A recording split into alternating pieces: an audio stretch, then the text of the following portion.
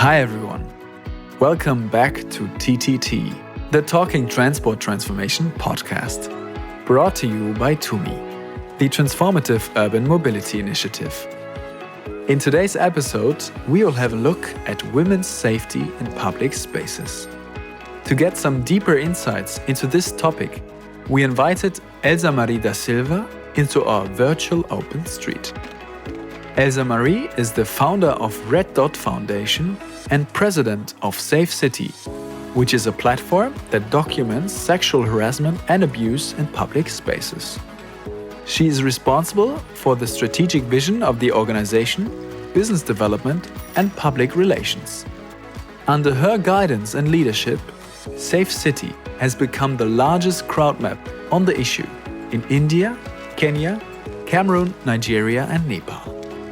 My colleague Sophia is going to have a chat with Elsa Marie about her work on improving the safety for women in transport and public spaces, the effects of COVID-19 for women in transport, and success factors for cities to become more gender-friendly.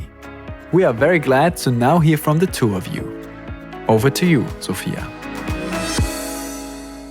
So hi and welcome to the TUMi Talking Transport Transformation podcast. This week with me, Sophia Sünder and Elsa Marie D'Silva, former aviation professional, social entrepreneur and founder of Safe City. Welcome, Elsa Marie. Thank you, Sophia, for having me. During a TEDx talk back in 2015, you said actually sexual violence is a global pandemic. With your Safe City platform, you collect data and make harassment against women in public spaces visible on an open source map.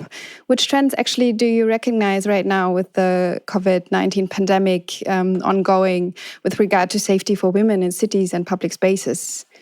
This is a great topic to talk about because it's not often spoken about. So first of all, thank you for having me and thank you for shining a light on this topic. Sexual violence is a global pandemic, and it's true. And currently in the midst of COVID-19, which is a health pandemic, we are calling it a shadow pandemic.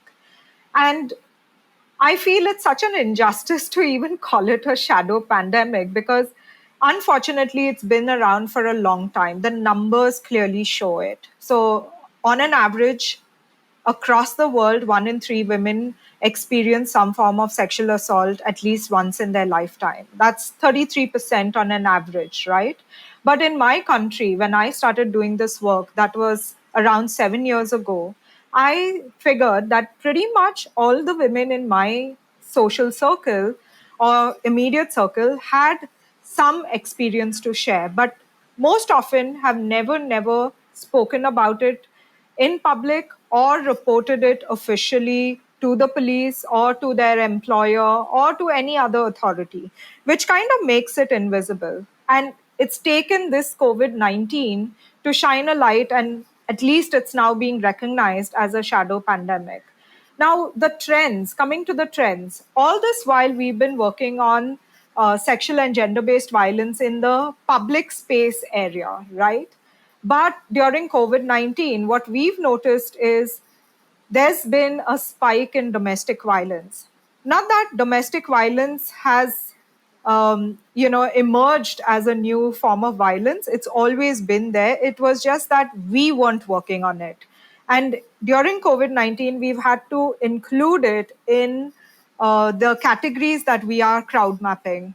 And what we've seen is that a lot of women and girls are experiencing it, and not just women and girls, but also, people on the non-binary gender spectrum are experiencing it because of the traditional gender norms that expect them to conform. And now they are stuck at home with people who may be homophobic, transphobic, but also taking out their frustration on them in the form of violence.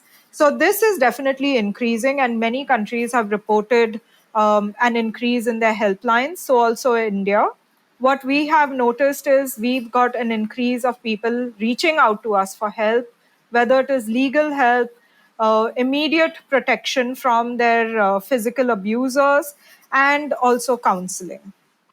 Yeah, like if we see, or if you see this increase in kind of inequity or in violence against women, from your years of experience, there's probably no one size fits all strategy for cities or city officials.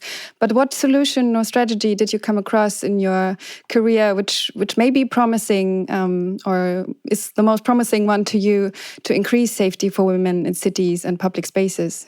So, first of all, I would recommend that everybody educate themselves on this topic and understand what constitutes sexual and gender based violence. Because without that understanding, we tend to look at it with myopic lenses as one form or the other, or we tend to rate it and grade it according to our own unconscious bias. So, first of all, awareness, create that awareness. Second is figure out how you can be better bystanders. So, most of us witness this violence, but we stay quiet, we stay silent.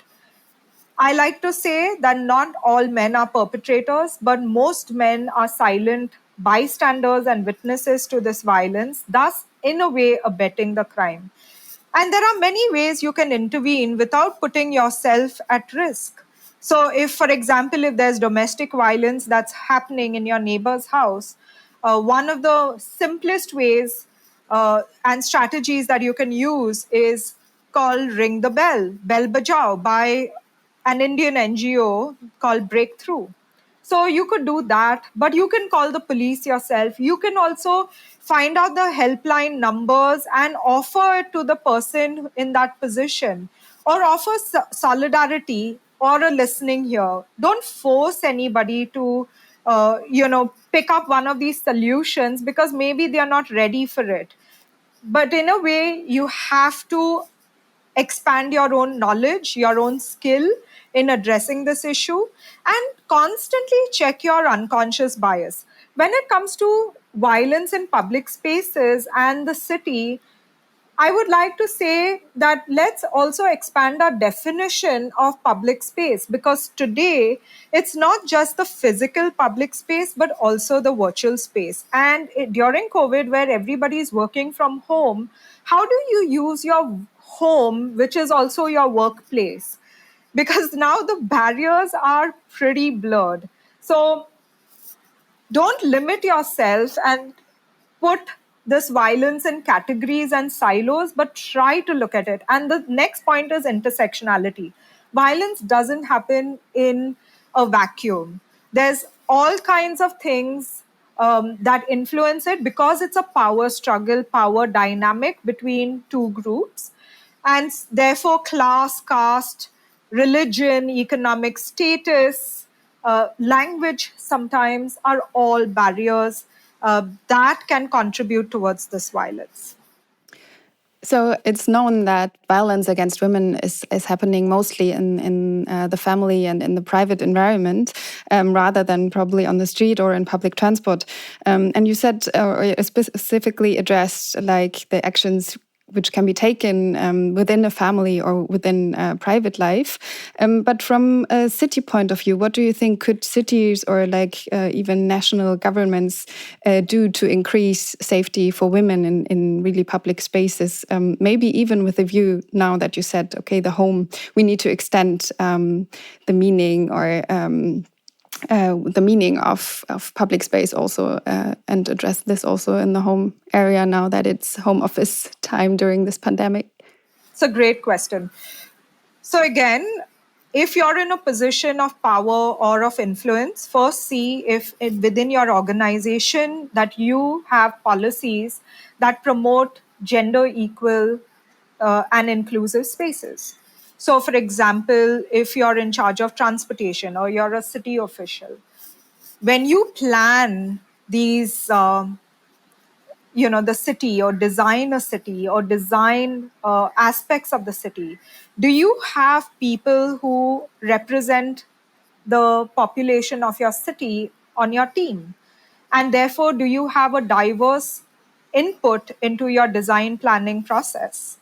And that's the first thing that you can correct. Second is, do you have the policies and the legislation that will protect everybody's rights?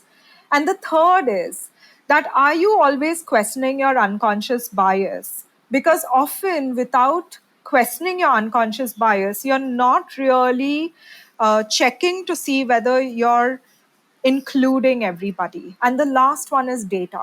Without the data at the disaggregated level, how will you get the information and the intelligence to inform you for your decision making, but also for the allocation of resources and the most effective ways of making that place safe? And I'll give you an example. So one of the neighborhoods that we worked on, it was an aspirational neighborhood, that means very upper middle class, but yet the issue was chain snatching or petty robbery. And when we crowdsourced the data from the residents, we realized that this was the main issue. We presented this documentation to the police, and they were shocked because not a single person had actually made a complaint in the police station. And they were able to use the information, even though it was only 20 data points, that means 20 stories in a 6-month period. They could see a clear day of week, and time of day pattern emerging at specific locations. And so they changed their beat patrol timings and were able to bring down the crime rate. Similarly, in Mumbai, for example, on our crowd map, most of these hotspots were in and around the railway lines. And most of it was around major hub stations. But one hub station didn't show up. And when we physically went and looked at the space, it was better lighting, more visible police, many more exits, just a nicer space. Whereas all the others were dark, dingy, extremely crowded. You couldn't find the police where they were meant to be seated, etc. And so that led me to thinking more deeply about the impact of urban design on crimes against women in public spaces. And these are small fixes to make. They are not extensive. If you know where it's happening, the data can allow you to pinpoint the solutions. And that is easily fixable with money, with resources. It's far more easier to do than behavior change over a period of time. Very, very interesting. Thank you, Elsa. And next to the data, or having the data as the basis, what do you think are the 3 factors to actually being able to do those interventions? If you say, okay, resources and finances are of course very important, but they don't need to be as extensive. So, what do you think are really like the maybe 3 or 4 factors you really need to do to act against violence against women in public spaces? So the first is, do you have a mindset to actually solve the problem? Because it really comes down to the intention and the will of the person in charge. And to do this kind of work, you have to be able to collect the data and say there is a problem, right? If you continue to deny that there is a problem, you're never going to want to collect the data. You're never going to collect it and therefore not do anything about it. Without the data, it's impossible to do it, right? So one is the intention of the person in charge. The second is how are you going to collect the data? Because you have to create that confidence and trust with your community to be able to part with the data. The hardest thing that we have ever done is to get women to part with their stories. Even if it is anonymous and on a crowd map, which they can do from the comfort of their home, it's very hard for them to share it because of the socio-cultural conditioning over a period of time that has made them believe that all these incidents are their fault. And therefore, they feel like a victim and not, confident enough to come forward and share their story. So building confidence of your data, of your community to share and part with that data. The third one is having that gender sensitive lens with which you look at that data and then want to do that, want to deep dive into solutions. So again, if you don't have the lived experience of these incidents, you're going to say, okay, why are they thinking that commenting or staring is such a big deal? It's not such a big deal at all. Because it's not your lived experience. But for a woman who's being stared at constantly or commented upon or catcalled, it might intimidate her to some extent where she might change her routine, she might drop out of the labor force, she might stop taking that transport. And we have many examples of that. But if you build confidence in that person to say that, no, I will take this transport because it is safe for me, you will have more women there. And those come, you're kind of creating that ecosystem of support and strength for more women to come into public spaces. So that is why that gender lens with which you view this data and the solutions that you then put forward is really critical. And then the fourth one is constant dialogue, where you invite people to give you feedback on these solutions that you're putting forward or any plans. How many participatory processes are really there when it comes to city planning or even transport planning? At least in my country and city, it's nil. And so you've been working in this field for so many years, and you said the mindset and the intention of the persons in charge is super important. In the transport sector, we see so many studies, or even we have a lot of data, but they're often not gender disaggregated data. And in your career, you really, with the Red Dot Foundation or Safe City, you really collected those data. But what did you really find were the biggest challenges in doing so? So the biggest challenge is, like I said, to collect the data, to build that confidence that yes, if you share your story with us, it goes into this database and we will do something about it, but not at the individual level, but at the macro level. And that takes time, right? Because you first have to get that data, then you have to analyze it, work with the right authorities, implement some of those changes, and then again see whether it has made a difference. And that is a long process. It takes years for it to happen. But if more people did it and it becomes part of your culture, it'll be easier to do. So think, for example, why can't we implement simple solutions?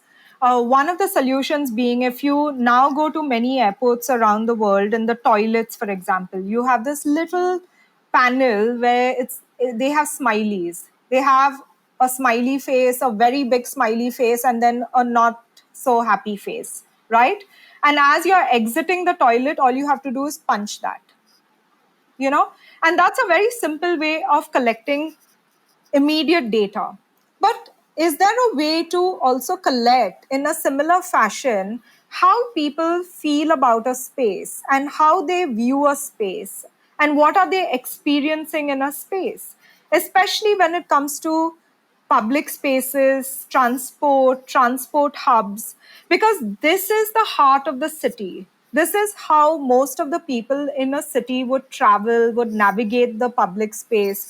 And if we are not making any intentional effort for women to feel safe and comfortable, then the downside is that they are going to drop out of participating in the labor force and in the public space. And public space is not only for work, but it's also for leisure, it's for well being, and so on and so forth, right? And that's what's happening in India. It can't be directly correlated, but there definitely is a resulting impact of this violence against women in public spaces that is affecting women's participation in the formal labor force, where now we are at 24% and it's dropping year on year. So why are women not wanting to go out and get a job? Why are they not wanting to go out and join a formal career? And so on and so forth. And there was a study where Safe City data was one of the data sets used by this researcher, and she was able to correlate it to the economic cost of sexual harassment in a public space, where women tend to start paying more for private transport, and they also compromise on the length of the travel. That means they opt to go to colleges closer to their home just because it's close to home, not because it's the best college. So you're compromising on the quality of your education you're compromising on your career in a way, and you're also compromising on your overall well-being. And that is 50% of the population, which shouldn't be the case. The city should be available for everyone equally. All the opportunities that are available to men should be available technically to women. But in reality, they are not, because our lived experiences are so very different. Actually, here I would really like to dive deeper in what you said. Okay, what are actually the benefits of increasing safety for women in public spaces? And you said a lot more women would enter the labor force. What would other benefits would be? Like what happens when safety for women in transport and in public spaces in cities is actually increased? So, a recent McKinsey study says that if India were to achieve true gender equality in the labor force, we could add, and if they could achieve this by 2025, we could add $770 billion to our GDP. So, definitely, there is an economic benefit to it. Now, at an individual level, what does it translate to? It translates to more autonomy. It translates to financial independence, a better lifestyle. And studies have shown that when women are educated, when women prosper, they spread the prosperity to every other member of their family and in turn their community. So everyone benefits if women benefit. And by participating in the labor force, she definitely is benefiting, right? She has access to her own finances. The problem is that with financial independence comes choices. And some people may not be very comfortable with a woman having choices in life or access to choices and options. There, actually, I would like to ask you, like from your career and your experiences, which examples did you come by where actions of increasing safety for women in public spaces kind of nudged a long-term transformation in that city? Have you there some examples for us? So we work at neighborhood levels, and in several of the neighborhoods that we have worked in, whether it's in India, in various cities, or in Kenya and Kibera through a partner organization, what we found is the impact of sexual violence has on young girls. A, they may drop out of school. B, they may be very stressed out going to school because on the way they may be harassed constantly. Now, in some parts, like in Kibera, you don't change your route whilst going to school because you might be trafficked. So that's an impact, a huge impact, right? But when a place is safe, they can go to school, they return to school. We've had lots of examples where girls have returned to school, and that is huge because that means they now can progress further in life. So an education leads to a career, but also being able to be in a public space for a longer period of time may give you options for higher education, better upskilling. There are night colleges, for example. I myself did my MBA and all through night college. And then when you get into a career, you might have to network. Think about it. A lot of men progress up the career ladder because they have the ability to network with their peers. When does networking happen? It happens after office hours. During that time, most women are rushing home to get back to their children, to cook, and to do their other household chores. But what if you were able to network, for example? Would that also open up more opportunities for you? I know because in my corporate life, I did a lot of networking in the night, you know? So I progressed, certainly. And I never at that time felt like, I was being held back simply because I never had all these restrictions put upon me. But there are a lot of women who lose out because they can't. And what we've seen in the neighborhoods that we've worked in is that there is a difference in how they navigate their spaces. Now, it really also depends on which class of society you come from, because these lower income women and the residents where they don't have access to toilets, for example, within their homes. They use public toilets. Often these toilets, the women's toilets, are not maintained well. There's no proper lighting, there's no proper doors and windows. And this is seen on our map where a lot of hotspots are in and around the toilets. And, if those were maintained well, for example, and if you identified that as a hotspot and fix that infrastructure, they have better health because now they're eating well, they're drinking enough water to go to the loo constantly. Otherwise, they weren't because they didn't want to use that toilet. And they have a peaceful mind because they know that they're not going to be harassed, right? But imagine if you're constantly under pressure, it's affecting your mental and physical well-being over a period of time. So many things can happen. There's your health improves, your opportunities, whether education or career improves, and then your whole family benefits because of your opportunities. I guess we could talk for years and ages about how to achieve more equity between women and men around the world. Maybe for our last question, I would ask you to answer in just 2 sentences to close down our podcast. And so, firstly, what's your main advice you would give in 1 sentence to a city official to increase safety for women in transport and in public spaces, and what not to do? So my advice to city officials is work with the local NGOs who are working in this area to collect gender disaggregated information about what women experience during their commute or when they are navigating a public space. That's one. And what was your second question? Sorry. What not to do. What not to do. So, And what not to do is don't only have men in your committees when planning a city or planning new transport options. Please get diversity on your team so that you can include the lived experiences of the populations that live in your city. Thank you, Elsa. Thank you so much. I think that was a great ending. In our Women Mobilize initiative of TUMi, we have a saying which is like, when women plan transport, women is planned for all. And maybe we could close down with this. Please keep us very much informed, Elsa, for your activities with Safe City or the Red Dot Foundation. Thank you so much for this inspiring insights and for being guest with us at Talking Transport Transformation podcast. Thank you very much for having me. Thank you. Bye. Bye. Thank you, Elsa Marie and Sophia, for shining a light on this important topic.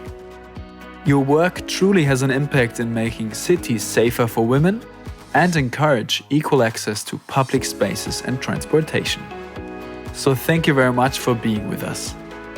Hopefully, together we inspire more actions in this direction. If you would like to find out more about the Safe City initiative, please take a look at www.safecity.in. You will also find the link in the description box. We hope you all enjoyed today's episode of the podcast, and as always, thanks for tuning in and hear you next time.